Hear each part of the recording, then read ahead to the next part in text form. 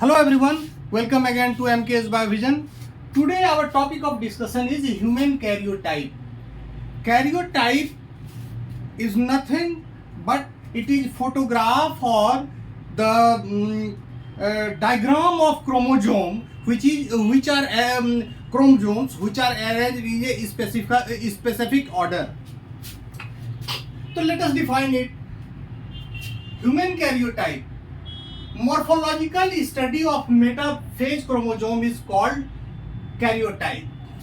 Each species, population or individual has unique karyotypic characteristics. हमें ये ध्यान रखना होगा कि चाहे कोई भी इंडिविजुअल हो, भाई से भी हो सकता है कि कैरियोटाइप डिफर कर जाए. ट्विन का तो नहीं कह सकते, ट्विन में तो आइडेंटिकल होगा, लेकिन karyotypic characteristics individual to individual differ करता है. कैरियोटाइप क्या है? कैरियोटाइप इज फोटोग्राफ और डायग्राम. द कैरियोटाइप फोटोग्राफ और डायग्राम इज कॉल्ड इडियोग्राम. जब हम इसका डायग्राम बनाते हैं तो इसको हम इडियोग्राम कहते हैं. In an idiogram homologous sets are arranged according to decreasing length and position of centromere. सबसे बड़े डिक्रीजिंग लेंथ मतलब सबसे बड़ा क्रोमोसोम शुरू में रखा जाएगा. Gradually the size of chromosome will decrease when we move further. जो सबसे बड़ा क्रोमोसोम सबसे शुरुआत में और सबसे छोटा क्रोमोसोम सबसे अंत में. Apart from that we also consider the position of centromere. Position of centromere यानी कि जो आर्म का रेशियो है, P और Q के आर्म का रेशियो है, उसको भी हम कंसीडर करते हैं. Karyotypic characteristics include number of chromosomes, size of chromosomes, centromere position, nor nucleolar organizer position, and bending pattern. Bending pattern means distribution of heterochromatin and euchromatin along the axis of the chromosome. तो chromosome के axis के along the distribution of heterochromatin और euchromatin कहाँ है उसको हम bending pattern से देखते हैं.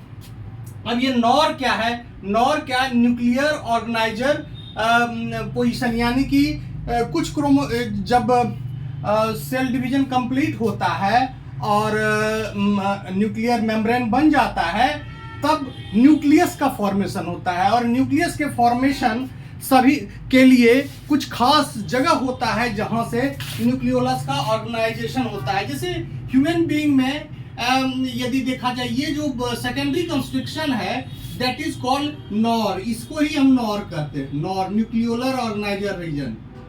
ह्यूमन बीइंग में कुछ क्रोमोसोम है, खास करके क्रोमोसोम नंबर 9 जिसमें ये सेकेंडरी कंस्ट्रक्शन पाया जाता है. Chromosome number 9.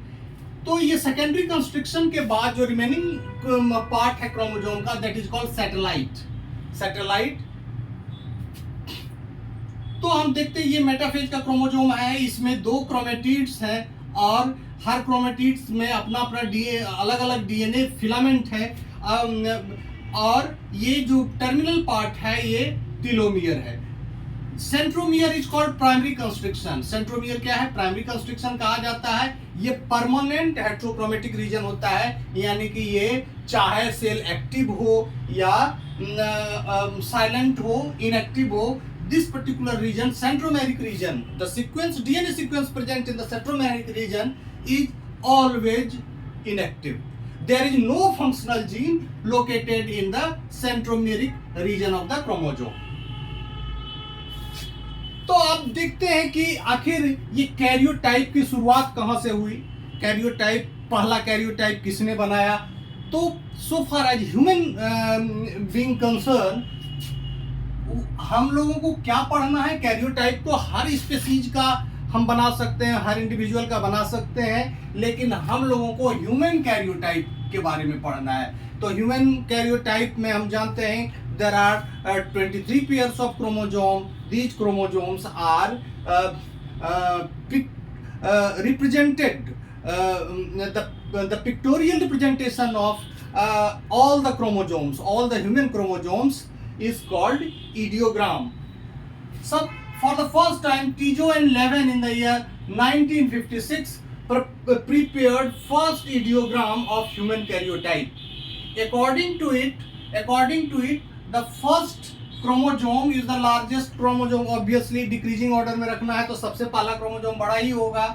21st chromosome यानी कि जो डाउन सिंड्रोम के लिए रिस्पॉन्सिबल है वो क्रोमोजोम जो ट्राइसोमी को शो करता है, that chromosome is the smallest chromosome of human karyotype. 21 chromosome is the smallest. अब ये देखते हैं, इसके बाद देखते हैं males have dissimilar sex chromosome. Males में क्या होते हैं? डिसिमिलर सेक्स क्रोमोजोम होते हैं. एक्स और वाई के जीन बिल्कुल अलग अलग होते हैं. वाई के जीन जो हैं हॉलैंड्रिक होते हैं, यानी कि वो मेल फीचर को ही कंट्रोल करता है, क्योंकि वाई फीमेल में नहीं पाया जाता है. इसीलिए एक्स और वाई क्रोमोजोम जो होते हैं हेमीजाइगस होते हैं. Hemizygous There is no locus similarity between X and Y chromosomes. Genes present on X and Y chromosomes are, most of the genes are different except the genes present in the homologous region. यानी कि terminal part को छोड़कर यदि X या Y को देखा जाए, जिसको हम स्यूडो ऑटोसोमल रीजन के नाम से जानते हैं, उस रीजन को यदि छोड़ दिया जाए तो रिमेनिंग पार्ट में जो भी जीन्स होते हैं X और Y क्रोमोसोम के अलग अलग होते हैं. Females have 2 similar sex chromosomes. Female में जो सेक्स क्रोमोसोम होते हैं 2 सिमिलर सेक्स क्रोमोसोम होते हैं, यानी कि ये दोनों एक्स क्रोमोसोम होते हैं और ये होमोलोगस नेचर के होते हैं. होमोलोगस होते हैं, एक मैटरनल साइड से आता है, एक पैटर्नल साइड से आता है. तो इस तरह से हमने देखा ह्यूमन कैरियोटाइप क्या है, उसके पिक्टोरियल रिप्रेजेंटेशन कैसे बनाए जाते हैं, एक क्रोमोसोम के डिफरेंट रीजन्स क्या है. सबसे पहले कैरियोटाइप किसने ह्यूमन का बनाया था? ह्यूमन कैरियोटाइप बनाया था. What are the characteristics? Karyotype characteristics क्या? Human karyotype का जब हम ideogram बनाते हैं तो उसके लिए उसके आधार पर जो karyogram का आधार होता है, that is guided by the Devner system. Classification of chromosome is, what is Devner system? Devner system is the classification of human chromosome on the basis of overall length and position of centromere. This classification was adopted in genetics conference at Devner, USA in the year 1959. डेवनर में इस classification को adopt किया गया है, जिसमें overall length को consider करते हैं और डिक्रीजिंग ऑर्डर में क्रोमोसोम को प्लेस करते हैं इडियोग्राम में, और पोजीशन ऑफ सेंट्रोमियर का भी ख्याल रखते हैं. According to this system human chromosome can be grouped into 7 category. समूचे ह्यूमन क्रोमोसोम को हम 7 कैटेगरी में रख सकते हैं, जिसको हम सीरियली 1 to 7 लिखें या फिर A to G ग्रुप में लिखते हैं. यहाँ देखिए सीरियल नंबर 1 ग्रुप A के जो क्रोमोसोम होते हैं, that is the largest one. Chromosome number 1 is the largest. Chromosome number 1 is the largest and centromere का पोजीशन ग्रुप ए में या तो मेटासेंट्रिक हो सकता है या सब मेटासेंट्रिक हो सकता है. मेटासेंट्रिक में पी और क्यू आर्म बराबर बराबर होते हैं. सब मेटासेंट्रिक में पी आर्म छोटा होता है और क्यू आर्म बड़ा होता है. तो इस ग्रुप में, ग्रुप ए में 3 क्रोमोसोम आते हैं, क्रोमोसोम नंबर 1, 2 एंड 3.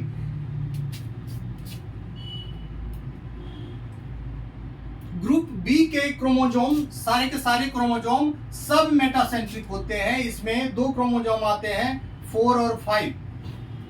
इसके आइडियोग्राम नंबर है 4 और 5. ग्रुप सी में सब मेटासेंट्रिक क्रोमोसोम, इसमें भी सब मेटासेंट्रिक क्रोमोसोम आते हैं, लेकिन स्मॉलर साइज के होते हैं. और 6, 7, 8, 9, 10, 11, 12 इंक्लूडिंग सेक्स क्रोमोसोम, ये सारे के सारे ग्रुप सी के अंदर आते हैं। ग्रुप डी में एक्रोसेंट्रिक क्रोमोजोम आता है 13, 14 और 15, यानी कि इसमें केवल एक ही आर्म होता है, दूसरा आर्म एब्सेंट होता है। वैसे क्रोमोजोम को हम एक्रोसेंट्रिक क्रोमोजोम कहते हैं। ग्रुप ई में मेटासेंट्रिक और सब मेटासेंट्रिक दोनों तरह के क्रोमोजोम रखे गए हैं। ये 16, 17 और 18 नंबर है, इडियोग्राम नंबर है वैसे क्रोमोजोम का। और ग्रुप एफ में सारे के सारे क्रोमोजोम मेटासेंट्रिक होते हैं और इसका इडियोग्राम नंबर है 19, 20। ग्रुप जी में सारे के सारे मेटासेंट्रिक क्रोमोजोम हैं, यानी कि 21, 22 including the male specific Y chromosome. तो ये देख रहे हैं कि ये एक्स क्रोमोजोम जो है, ये मेल वाई क्रोमोजोम कहाँ है, ये है एक वाई क्रोमोजोम ग्रुप जी में है और एक्स क्रोमोजोम जो है वो ग्रुप सी के अंदर है। अब देखते हैं कि स्मॉलेस्ट क्रोमोजोम कौन सा है। तो वैसे तो 21, 22 दोनों के दोनों स्मॉल क्रोमोजोम हैं, लेकिन 22 is the smallest chromosome, smallest chromosome. तो ग्रुप क्रोमोजोम नंबर 1 लार्जेस्ट और 22 नंबर के क्रोमोजोम जो हैं वो स्मॉलेस्ट होते हैं। Okay, thank you.